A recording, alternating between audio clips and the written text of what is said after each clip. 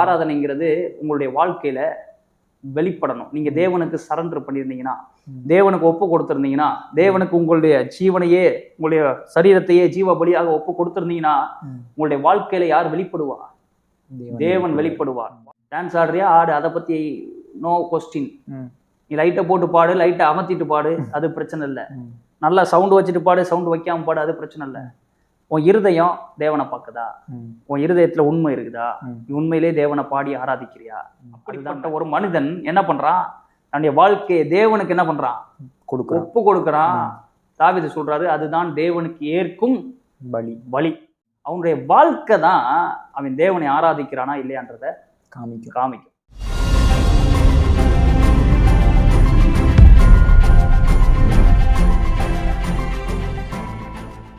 துதியை பற்றி பேசணும். இந்த பாஸ்டர்ஸ் ரொம்ப அற்பமான காரியங்களை பற்றி பேசினாங்கன்னு சொல்லி பேசணும். இன்னும் சில காரியங்களை பற்றி பேசணும். குறிப்பாக அந்த வர்ஷிப். What is worship? ஆராதனைனா என்ன? அதுக்கு தான் அந்த வசனத்தை வாசிச்சோம் இல்லையா? நம்மைத்தாமே ஜீவ பலியாக ஒப்பு கொடுக்கிறதே நீங்கள் செய்யத்தக்க புத்தியுள்ள ஆராதனை. அப்போ வர்ஷிப்னா என்னன்னா, சப்மிட் பண்றது, நம்மளை வந்து சரண்டர் பண்றது. இனி நானல்ல, கிறிஸ்துவே.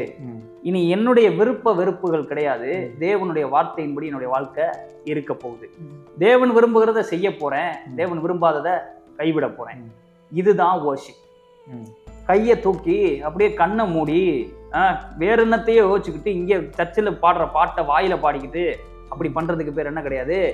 வர்ஷிப் கிடையாது. அது என்ன நடக்கும் அப்படின்னா, அவன் வாழ்க்கை மாறாது. அப்படி பண்றவங்க என்ன பண்றாங்க? வீணா என்ன பண்றாங்க? ஆராதனை செய்யறாங்க. புரியுதா? அந்த வசனத்தை படிப்போம்.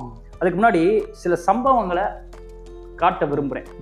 ஏன்னா வர்ஷிப்னா சரண்டர் பண்றதுன்னு சொல்லிட்டோம். அதற்கு ஏதாவது ஆதாரம் வேணும்ல, அதுக்கு ஏதாவது ஒரு சம்பவம் ஆதாரம் வேணும்ல. மோரியா மலையில ஈசாக்க வந்து என்ன பண்றாரு? ஆபிரகாம் பலியிட கொண்டு போகிறார். அப்பதான் இந்த வார்த்தை பயன்படுத்தப்பட்டிருக்குது. நான் கேட்கிறேன், அங்க போய் என்ன பாட்டு பாடினாங்க? அங்க ரெண்டு பேரும் சேர்ந்து எதுவும் பாட்டு பாடினாங்களா? எதுவும் கை தூக்கி ஆராதிச்சாங்களா? என்ன பண்ண போறாரு ஆபிரகாம்? ஈசாக்கை பலியிட போகிறார். ஈசாக்க தேவனுக்காக பலி கொடுக்க போகிறார். என்ன நடக்குதுன்னா, இவருடைய எல்லாமே யாருதான்? ஆபிரகாமுடைய எல்லாமே ஈசாக்கு தான். ஆண்டவரே அப்படித்தானே சொல்லி கூப்பிடுறாரு, ஏகசுதன். அதாவது இவரை கேட்டிருந்தா கூட இவருக்கு ஒரு பெரிய விஷயமே கிடையாது. ஆனா ஈசாக்க தேவன் பலியிடும்படி கேட்கிறார். இப்ப வந்து என்ன பண்றாரு? இவருடைய எல்லாத்தையுமே தேவனுக்கு கொடுக்க போகிறார், பலியிட போகிறார், சரண்டர் பண்ண. இதுதான் ஆராதனை. அப்ப இந்த மாதிரி தான் எல்லா காலகட்டத்திலையுமே ஆராதனைன்ற வார்த்தைக்கு அர்த்தம் இருந்திருக்கும். இப்ப உதாரணத்துக்கு எகிப்து தேசத்துல இஸ்ரவேல் ஜனங்கள் இருக்காங்க இல்லையா? அவங்கள வந்து விடுதலை ஆக்குறது கர்த்தர் வந்து மோசையை அழைத்து என்ன பண்றாரு? அனுப்புகிறார். அனுப்பும் போது என்ன வார்த்தையை சொல்லி அவங்கள கூப்பிடுறாரு அப்படின்னா, என் ஜனங்கள் என்னை ஆராதிக்கும்படி என்ன பண்ணு? அவர்களை அனுப்பிவிடு அப்படின்னு சொல்லி சொல்றாரு. ஸோ துதிக்கும்படி இல்லை, ஆராதிக்கும்படி. ஆராதனைனா என்ன பண்ண போறான் இவன் அப்படின்னா, தேவனாகிய கர்த்தருக்கு பலியிடும்படி. அதே வார்த்தை அப்படியே வந்து யாத்ராகமத்துல வாசிக்கலாம். யாத்ராகமத்துல பலியிடும்படின்ற வார்த்தையும் வாசிக்கலாம், ஆராதிக்கும்படி அப்படின்ற வார்த்தையும் வாசிக்கலாம். உதாரணத்துக்கு ஒரு 2 வசனத்தை வாசிடுவோம். இப்ப யாத்ராகமம் 5:3 அப்பொழுது அவர்கள், எபிரேயருடைய தேவன் எங்களை சந்தித்தார், நாங்கள் வனாந்தரத்தில் 3 நாள் பிரயாணம் போய் எங்கள் தேவனாகிய கர்த்தருக்கு பலியிடும்படி போகவிட வேண்டும். எதுக்கு பலியிடும்படி போகவிட வேண்டும் நீங்க சொல்றாரா? அப்படியே இன்னொரு வசனம் வாசிப்போம்.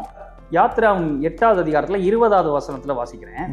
அப்பொழுது கர்த்தர் மோசேயை நோக்கி, நாளை அதிகாலமே நீ எழுந்து போய் பார்வோன் நதிக்கு புறப்பட்டு வரும்போது அவனுக்கு முன்பாக நின்று எனக்கு ஆராதனை செய்யும்படி என் ஜனங்களை போக விடு. அப்ப ஆராதனை செய்யறதுனா என்ன அப்படின்னா, பலியிடுறது, வேற ஒண்ணும் இல்லை. இதைத்தான் பவுல் எழுதுறாரு. ஆராதனைனா என்ன? அப்படியே நம்மளை கொடுத்துடுறது. அன்னைக்கு நம்மளை கொடுக்க முடியாது. அன்னைக்கு அவங்க எதை தான் கொடுத்தாங்க? மிருக ஜீவன்களை அவங்களுக்கு பதிலா தான் கொடுத்தாங்க. மிருக ஜீவன்களை கொடுக்கும்படி தேவன் விரும்பல. அவங்க கொடுக்க முடியாதுன்றனால அவங்களுக்கு பதிலா என்ன பண்ணாங்க, மிருக ஜீவன்களை தேவனுக்கு பலியாக ஒப்பு கொடுத்தாங்க. இதை நல்லா நம்ம புரிஞ்சுக்கணும்னா தாவீது ஒரு அற்புதமான ஒரு வார்த்தை சொல்றாரு. எங்கன்னா அவர் பிரேயர் பண்றாரு இல்லையா, சங்கீதம் 51வது அதிகாரத்துல ஒரு அற்புதமான ஜெபம் பண்றாரு. 16வது வசனம் வாசிக்கிறேன். பலியை நீர் விரும்புகிறதில்லை, விரும்பினால் செலுத்துவேன், தகன பலியும் உமக்கு பிரியமானது அல்ல, தேவனுக்கேற்கும் பலிகள் நொறுங்குண்ட ஆவிதான். அப்ப எது தேவனுக்கு கொடுக்கப்படுகிற பலினா, அவன் ஒரு நொறுங்கி போன ஒரு இருதயம். அப்படிப்பட்ட ஒரு மனிதன் என்ன பண்றான், தன்னுடைய வாழ்க்கையை தேவனுக்கு என்ன பண்றான், ஒப்பு கொடுக்கிறான். தாவீது சொல்றாரு, அதுதான் தேவனுக்கு ஏற்கும் பலி. அப்ப ஆராதனை என்ன, இதுதான் ஆராதனை. இதை விட்டுவிட்டு நம்ம சும்மா என்ன பண்ணக்கூடாது, நான் பயங்கரமா துதி ஆராதனை பண்ணிட்டேங்க, எங்கெங்க பண்ணீங்க அப்படின்னு, சர்ச்சில் எங்க சர்ச்சில், உங்க சர்ச்சில் 1/2 மணி நேரம் தானா, எங்க சர்ச்சில்லாம் 1.5 மணி நேரம். 1.5 மணி நேரம் பண்ணனால ஆராதிச்சிட்டிங்களா அப்படின்னா நிச்சயமா கிடையாது. ஆராதனைங்கிறது உங்களுடைய வாழ்க்கையில வெளிப்படணும். நீங்க தேவனுக்கு சரண்டர் பண்ணியிருந்தீங்கன்னா, தேவனுக்கு ஒப்பு கொடுத்துருந்தீங்கன்னா, தேவனுக்கு உங்களுடைய ஜீவனையே, உங்களுடைய சரீரத்தையே ஜீவ பலியாக ஒப்பு கொடுத்துருந்தீங்கன்னா, உங்களுடைய வாழ்க்கையில யார் வெளிப்படுவா, தேவன் வெளிப்படுவார். வாழ்க்கையில மாற்றம் தெரியல, அங்க போய் ஆராதிக்கிறீங்கன்னா அது வீணான ஆராதனை. வீணான்னு சொல்றதுனால யாரும் வந்து தவற நினைச்சுக்க கூடாது இல்லையா. இது நம்ம சொல்லல, இயேசுவே சொல்றாரு. இயேசுவே என்ன பண்றாரு சொல்றாரு. மத்தேயு 15வது அதிகாரத்துல 7, 8 ஆகிய வசனங்களை வாசி. மாயக்காரரே, உங்களை குறித்து இந்த ஜனங்கள் தங்கள் வாயினால் என்னிடத்தில் சேர்ந்து தங்கள் உதடுகளினால் என்னை கனம் பண்ணுகிறார்கள், அவர்கள் இருதயமோ எனக்கு தூரமாய் விலகி இருக்கிறது. மனுஷருடைய கற்பனைகளை உபதேசங்களாக போதித்து வீணாய் எனக்கு ஆராதனை செய்கிறார்கள் என்று ஏசாயா தீர்க்கதரிசி நன்றாய் சொல்லியிருக்கிறான் என்றார். ஏசு என்ன சொல்றாரு, மாயக்காரரே உங்களை குறித்து. அதாவது இப்படி பண்றவங்களை தேவன் என்ன சொல்றாரு, மாயக்காரரேன்னு சொல்றாரு. சர்ச்சுக்குள்ள வந்து பார்த்தேன்னா பயங்கரமான பரிசுத்தவான் மாதிரி அவர் ஆராதிக்கிறதும், கையை தட்டி பாடுறதும், அல்லேலியாலாம் அவர் சத்தம் தான் அதிகமா இருக்கும். அதாவது அந்நிய பாஷை பேசினா அந்த அம்மாவுடைய சத்தம் தான் அதிகமா இருக்கும். பயங்கரமான ஒரு அங்க இருக்கிறதுலே வந்து சூப்பர் பரிசுத்தவான்கள் மாதிரி இருப்பாங்க. வெளியில போய் வாழ்க்கையை பார்த்தோம்னா தேவனையும் காணா, அவருடைய வார்த்தையின்படி வாழ்க்கையும் காணா. அப்படி அநேகர் இருக்கிறாங்க, எல்லாரையும் சொல்லல, அநேகர் அப்படி இருக்கிறாங்க. அவர்களை குறித்து தான் என்ன சொல்றார் தேவன், மாயக்காரரே. நீ மனுஷன் பார்க்கப்ப பயங்கரமா இருக்குது, மனுஷன் உனைய பார்த்துட்டு அடேங்கப்பா என்ன ஒரு மனுஷன், என்ன ஒரு பிள்ளை, என்ன ஒரு பையன், சூப்பரா ஆராதிக்கிறாங்க அப்படின்னு நினைக்கலாம். ஆனா எனக்கு முன்னாடி நீ என்ன பண்ணிக்கிட்டு இருக்கிற, வீணா ஆராதனை செஞ்சுக்கிட்டு இருக்கிற. இந்த ஜனங்கள் தங்கள் வாயினால் என்னிடத்தில் சேர்ந்து தங்கள் உதடுகளினால் என்னை கனம் பண்ணுகிறார்கள். கனமே பண்ணலன்னு சொல்லல, என்ன பண்றாங்க, தேவனை தான் பாடுறாங்க. தேவனை தான் சர்ச்சில் பாட முடியும், தேவனை தான் பாடுறாங்க, தேவனை தான் கனம் பண்றாங்க.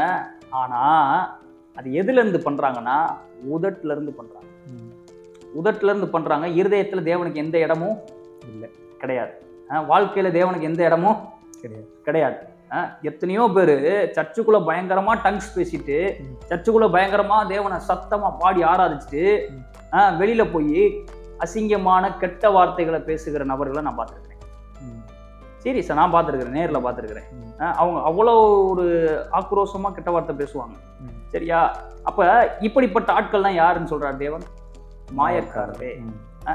என்ன பண்ற, அங்க பயங்கரமா இருக்குத, ஆனா உன் இருதயத்துல எனக்குள்ள எந்த இடமும் கிடையாது, என்னுடைய வார்த்தைக்கு எந்த இடமும் கிடையாது. நீ கனம் பண்றியா? ஆமா பண்ற.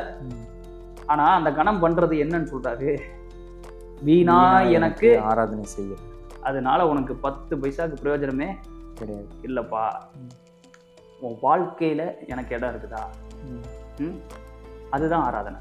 ஏசு சொன்னார் இல்லையா, என்னை தொழுது கொள்கிறவர்கள் ஆவியோடும் உண்மையோடும் தொழுது கொள்ள வேண்டும், ஆராதிக்க வேண்டும். உண்மை இருக்கணும் இருதயத்துல, எப்பவுமே உண்மை இருக்கணும். அப்படி செய்யும் போதுதான் பலன் இருக்குது. இல்லைன்னா அவங்க என்ன பண்ணிக்கிட்டு இருக்காங்க, வீணாய் ஆராதனை செய்யறாங்க. ஆராதனை என்ன, சப்மிஷன். இவ்வளவுதான், சிம்பிள். ரொம்ப போட்டுட்டு இப்படி அவங்க பண்ணலாமா, அப்படி இவங்க பண்ணலாமா, இதை பண்ணலாமா, அதை பண்ணலாமா நம்ம பேச வேண்டியதே இல்லை. அவன் வாழ்க்கையை பாரு, அவன் வாழ்க்கையில தேவன் வெளிப்படுகிறாரா, அவன் வாழ்க்கை மாறி இருக்குதா? வேதத்துல படிக்கணும் இல்லையா, துதி, தேவனை துதிச்சாங்கன்னு வாசிக்கிறோம். எங்க, பவுலும் சீலாவும் சிறைச்சாலையில தேவனை துதித்தார்கள். துதிச்சனால என்ன நடந்துச்சுங்க?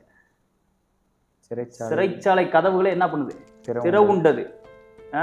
அவங்க கட்டுகள் எல்லாம் அருந்து விழுகுது. நீ துதிக்கும் போது என்ன நடக்கணும்? கட்டுகள் அறுபடணும். உன் இருதயத்துல ஏற்பட்டிருக்கிற கட்டுகள் அறுபடணும். உன்னுடைய பாவ பிரச்சனை அறுபடணும். உன்னுடைய வியாதி பிரச்சனை அறுபடணும். உன்னுடைய குடும்ப பிரச்சனை அறுபடணும். அப்ப இப்பதான் இது பண்ணும். இதனுடைய ரிசல்ட் நீ பார்க்கும்போது நீ கண்டுபிடிச்சிடலாம். நீ என்ன பண்ணிக்கிட்டு இருக்க? உண்மையா தேவனை துதிக்கிறன்னு அர்த்தம். ஆராதிக்கிறது அதே மாதிரிதான். தேவனுடைய கரத்துல ஜீவ பலியாக உன்னை ஒப்பு கொடுத்திருந்தேன்னா உன் வாழ்க்கை அற்புதமா இருக்கும். ஒவ்வொரு நாளும் நம்ம இயேசு கிறிஸ்துவை போல மாறிக்கொண்டே இருப்போம். வாழ்க்கையில பாவம் ஓடும், பரிசுத்த வாழ்க்கை மலரும். அன்பு இல்லாத மனுஷன் அன்பு கூற ஆரம்பிப்பான். குடும்ப பிரச்சனைகள்ல இருந்த குடும்பம் சமாதானம் உள்ள குடும்பமா மாற ஆரம்பிக்கும். குடும்பத்துல ஒரு பெரிய சந்தோஷம் இருக்கும். இதெல்லாம் நடக்கும். அவனுடைய வாழ்க்கை தான் அவன் தேவனை ஆராதிக்கிறானா இல்லையான்றத காமிக்கும். சர்ச்சுக்குள்ள வந்தோ இல்ல பெரிய பெரிய கான்செப்ட்ல போயிட்டு லைட்டை போட்டு அவன் பண்றது அவன் தேவனை ஆராதிக்கிறானா இல்லையான்னு யாருக்குமே தெரியாது. யாரும் கண்டுபிடிக்கவும் முடியாது. அதை குற்றம் சொல்லவும் முடியாது. இல்ல அவன் சரியா பண்றான்னு சரி தப்புன்னே சொல்ல முடியாது. வாழ்க்கை மாறுதா? வாழ்க்கை மாறலைன்னா அதை செய்யாம இருக்கிறது ரொம்ப நல்லது. மத ரீதியா அதை போய் செஞ்சு இயேசு சொன்னார் இல்லையா, வீணா எனக்கு வேஸ்ட்ன்ற வேஸ்ட். அது எதுக்கு நீ வேஸ்ட்டை செய்யணுன்ற? அது செய்யாமல் இருக்கிறதே நல்லது. ஏன்னா செய்யறதுனால என்ன பண்றோம் தெரியுமா? மாய்மாலம் பண்றோம். செய்யாம இருந்துட்டா கூட பிரச்சனை கிடையாது. அதை போய் அப்படி செய்யறதுனால, தவறான விதத்துல செய்யறதுனால மாயக்காரரே அப்படின்னு நம்மளை தேவன் கூப்பிடுற மாதிரி ஆயிடுது. ஸோ எதை செஞ்சாலும் துதிச்சாலும் சரி, ஆராதிச்சாலும் சரி, தேவனுடைய நாம மகிமைக்கணும். அவருக்கு முன்னாடி உண்மையும் உத்தமமா செய்யணும். டான்ஸ் ஆடுறியா ஆடு, அதை பத்தி நோ கொஸ்டின். நீ லைட்டை போட்டு பாடு, லைட்டை அமர்த்திட்டு பாடு, அது பிரச்சனை இல்லை. நல்லா சவுண்டு வச்சுட்டு பாடு, சவுண்டு வைக்காம பாடு, அது பிரச்சனை இல்லை. உன் இருதயம் தேவனை பார்க்குதா? உன் இருதயத்துல உண்மை இருக்குதா? உண்மையிலே தேவனை பாடி ஆராதிக்கிறியா? அதுதான் மேட்ரு. அதே நேரத்துல வர்ஷிப்னா சரண்டர். உண்மையிலேயே தேவனுக்கு உன் வாழ்க்கையை ஒப்பு கொடுத்துருக்கியா? இல்லை அந்த ஞாயிற்றுக்கிழமை சண்டே சர்வீஸில் மட்டும்தான் பாடுவேன், மற்ற நேரம்லாம் என் வாழ்க்கை மாதிரி தான் இருக்குது, பெரிய பெரிய கான்சர்ட்லாம் போயிடுவேன், போயிட்டு வெளியில் வந்ததுக்கப்புறம் என் வாழ்க்கை அப்படியே தான் இருக்குது அப்படின்னா அதை செய்யாதீங்க. அது நல்லது கிடையாது. அதனால எந்த பயனும் கிடையாது. ஸோ இதுதான் பிரைஸ் அண்ட் வர்ஷிப்புடைய வேதத்தினுடைய வடிவம். இதை தவிர வேற என்ன நடந்தாலும் அதுக்கும் தேவனுக்கும் சம்பந்தமே கிடையாது. இதை பார்த்துட்டாலே நம்ம அது உண்மையிலே தேவனை ஆராதிக்கிறாங்களா இல்லை நம்ம உண்மையிலே தேவனை ஆராதிக்கிறோமா அப்படிங்கிறத நம்மளே என்ன பண்ணிக்கலாம், அனலைஸ் பண்ணிக்கலாம். ஸோ நீங்கள் ஆராதிக்கும் போது இப்படிப்பட்ட காரியங்களை எண்ணி தேவனுக்கு முன்பதாக உண்மையும் உத்தமமாய் தேவனை ஆராதிங்க. தேவனுக்காக உங்களுடைய வாழ்க்கையவே அவருடைய கையில் கொடுங்க. அதுதான் உண்மையான ஆராதனை. அப்படி பண்ணும்போது வாழ்க்கையில் பாருங்கள் அற்புதமான பலன்கள் இருக்குது. தேவன் மகிமையான எதிர்காலத்தை உங்களுக்கு கொடுக்க முடியும். தேவன் நிச்சயமாக உங்களை என்ன பண்ணுவார், ஆசீர்வதிப்பார். நிச்சயமாக உங்களுக்கு இந்த வீடியோ பிரயோஜனமாக இருக்கும் என்று நம்புகிறேன். கர்த்தர் நல்லவர். God plus.